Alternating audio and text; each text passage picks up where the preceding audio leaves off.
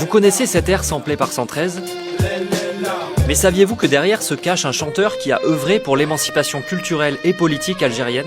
Ahmed Wahbi, c'est littéralement quelqu'un qui est considéré comme l'un des plus grands chanteurs de la culture algérienne légitime. Le chanteur va perturber l'ordre établi en créant un genre musical à part entière dans les années 40. Il puise dans la poésie populaire arabe, dans la chanson bédouine, dans la variété égyptienne diffusée grâce aux 78 tours. Il parsème le tout de touches espagnoles découvertes à ses débuts dans les cafés d'Oran, la plus grande ville coloniale du pays, où les Algériens sont en minorité. Et il importe des influences occidentales entendues dans les cabarets du quartier latin à Paris. Lui-même, il va devenir le créateur de ce genre musical nouveau, qui est le style asri, donc ça signifie le moderne, en fait, la variété moderne, qui va devenir le style musical d'Oran des années 40 aux années 70. En 58, il devient un des piliers de la troupe musicale du Front de Libération Nationale, qui se veut un rempart contre l'assimilation culturelle française.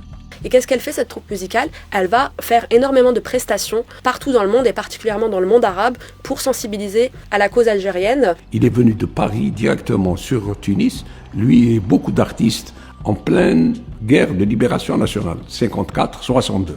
Plus tard, des chanteurs de raï s'inspirent de lui, et un jour de 1999, DJ Mehdi, le compositeur du groupe 113, ressuscite cette boucle mélancolique trouvée dans la collection familiale de vinyle du rappeur Rimka.